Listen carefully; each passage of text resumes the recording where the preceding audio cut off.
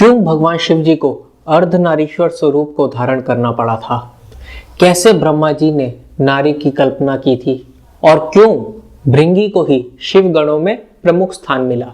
आइए विस्तार से जानते हैं। दोस्तों, कहते हैं शिव और शिवा यानी कि शिव जगदम्बा जहां पर भी मौजूद होंगे उनके 5 शिवगण मौजूद रहेंगे ही रहेंगे। कौन कौन? गणेश जी, श्रृंगी, भृंगी, नंदी और वीरभद्र। अब इन सब की प्रचलित कथाएं हैं, वो सब आपने सुनी होंगी। मैं अच्छी तरह से जानता हूं कि गणेश जी को पार्वती जी ने उत्पन्न किया, नंदी जी धर्म के अवतार थे और शिलाद मुनि के पुत्र के रूप में थे, और यज्ञ ध्वंस करने के लिए दक्ष का वीरभद्र को उत्पन्न किया। किंतु इन सब में से भृंगी कौन है और उन्हें जो है इतना प्रमुख स्थान क्यों दिया गया? शिव जी आदि योगी हैं जिन्होंने जो है ना उनके 7 योगियों को, ऋषियों को ज्ञान दिया था। वही योगी सप्त ऋषि कहलाए। दोस्तों, भृंगी की कथा बहुत अद्भुत है। भृंगी एक ऐसा शख्स है जो 3 पैरों वाला है। आपको शिव विवाह में भी ये संवाद अक्सर सुनने को मिला होगा। बहुपद बाहो, किसी के बहुत सारे पैर थे, किसी के बहुत सारे, किसी के हाथ ही नहीं थे, है ना। लेकिन जो हमारे भृंगी हैं उनके 3 पैर थे। अब वो प्रमुख शिवगण कैसे बने? भृंगी जो है वो कहते थे कि शिवस्य चरणम केवलम, मुझे केवल शिव जी की ही आराधना करनी है और किसी की नहीं। और वो शिव और जगदम्बा को दोनों को अलग मानते थे। अब हुआ ये कि एक बार वो कैलाश पर्वत पर पहुंचे शिव जी की आराधना करने, उनकी परिक्रमा करने। लेकिन जब वो पहुंचे तो देखा कि शिव जी के वाम अंग पर जगदम्बा विराजमान थी।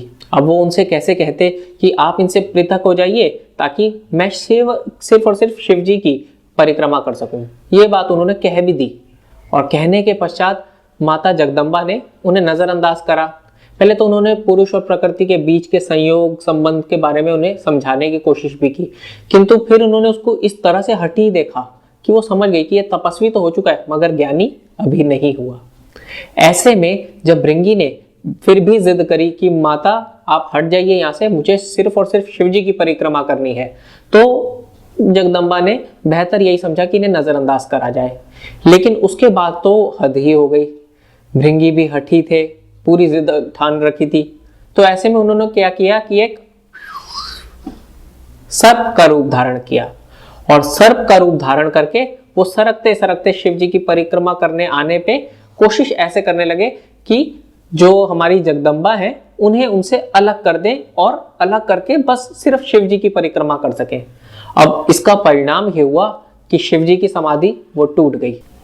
तो इस पर शिव जी ने क्या किया कि उसे अपने जिद्दी भक्त को समझाने के लिए अर्धनारीश्वर स्वरूप धारण कर लिया, ताकि अब ये समझ जाए कि शिव और जगदम्बा में अंतर ना करे। लेकिन फिर भी हठी की बुद्धि कहाँ मानने वाली थी। ऐसे में भृंगी ने क्या किया, चूहे का रूप धारण किया, और शिव जी का जो नारी वाला पार्ट था, अब दाएं ओर से तो पुरुष और बाएं ओर से नारी थे भगवान, तो चूहे ने क्या किया कि बाईं ओर से जहां से वो नारी बने हुए थे उसे कुतरना शुरू कर दिया। अब कुतरने की कोशिश करने लगा जब, तो जगदम्बा अब तो उनका गुस्सा बिल्कुल फूट पड़ा, और ऐसे में उन्होंने भृंगी को श्राप दे दिया कि तू मातृशक्ति का सम्मान नहीं कर पा रहा, इसलिए तेरे को श्राप देती हूं क्या कि तेरे अंदर से मातृ और पितृ दोनों अलग हो जाए। अब इसका परिणाम बड़ा खतरनाक था। जो शिवजी भोलेनाथ तो समझ गए, लेकिन क्योंकि ये मामला उन दोनों के बीच का था इसलिए वो इंटरफेयर नहीं करना चाह रहे थे, क्योंकि वो जिद में था पूरी तरह से और माता उसे समझाना चाह रही थी। अब इसका परिणाम ये हुआ कि दोस्तों, कहा जाता है ये जो हमारा मानव शरीर है इसमें हड्डियां और पेशियां तो पिता के अंश से मिलती हैं, किंतु रक्त और मांस हमें माता के अंश से मिलता है। अब हुआ भी ऐसा ही कुछ कि इस श्राप के कारण फौरन उसमें से जो है हड्डियां पेशियां अलग हो गई और रक्त मांस अलग हो गया। अब थे वो कहां पर? कैलाश पर। तो ऐसे में यमदूत तो आ नहीं सकता था। अब ऐसे में मृत्यु उसकी हो नहीं पा रही थी और वो दर्द से बुरी तरह से तर्रा रहा था। फिर उसने किसको आवाज लगाई? अरे माता को ही लगाई जो उनके सामने बैठी थी। उन्होंने माता से ही आराधना करी, और माता तो आखिर माता ही होती है। उन्होंने आखिरकार उसकी पीड़ा हर ली, और अपना वो श्राप वापस लेने की जब उपक्रम करने लगी तभी भृंगी ने उन्हें वापस से रोक दिया कि नहीं माता, आप ऐसा मत कीजिए, आपने मेरी पीड़ा हर ली, यही बहुत है।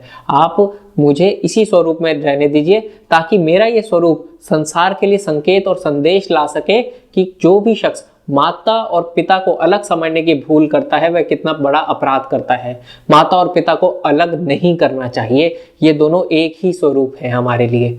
तो ये जो संदेश है ये बहुत गहरा संदेश था। इस पर माता और पिता वो दोनों ही शिव पार्वती जो है उस पर बहुत प्रसन्न हो गए और उन्होंने उसको जो है फिर तीसरा पैर, ताकि वो हमेशा हमारे साथ साथ चल सके, उसको दिया और कहा कि अब से जहां पर भी हम रहेंगे तुम हमारे साथ ही रहोगे, हमारे प्रमुख शिवगण बन करके। और साथ ही यही कारण है, कहा जाता है कि शिव जी ने पहला अपना बार अर्धनारीश्वर स्वरूप ब्रह्मा जी को ही दिखाया था ताकि वो नारी की कल्पना कर सके और सृष्टि की आगे रचयिता कर सके। कहते हैं पुरुष और नारी जब संयोग से मिलते हैं और रचयिता बनते हैं तो कहते हैं सूक्ष्म ब्रह्मा उनमें भी मौजूद रहते हैं। कितनी अजीब बात है। और इसके साथ ही कहते हैं कि शिव और पार्वती, जब शिव और जगदम्बा मिले और उन्होंने अर्धनारीश्वर स्वरूप ब्रह्मा को दिखाया, तो पहली जो विवाह व्यवस्था थी वो शिव और जगदम्बा ने ही जान के स्थापित करी ताकि ब्रह्मा जी आगे संसार को विवाह के समूह में भी ला सके। तो पहला विवाह भी दोस्तों शिव और जगदम्बा का ही माना जाता है। दोस्तों, आपको हमारी आज की ये कहानी कैसी लगी हमें ज़रूर बताइएगा। और आप भी किसी कहानी के बारे में या किसी गूढ़ रहस्य के बारे में जानना चाहते हो तो हमें कमेंट सेक्शन में ज़रूर लिख दीजिएगा। बहुत बहुत धन्यवाद आपका। सांवरे की राधे राधे राधे।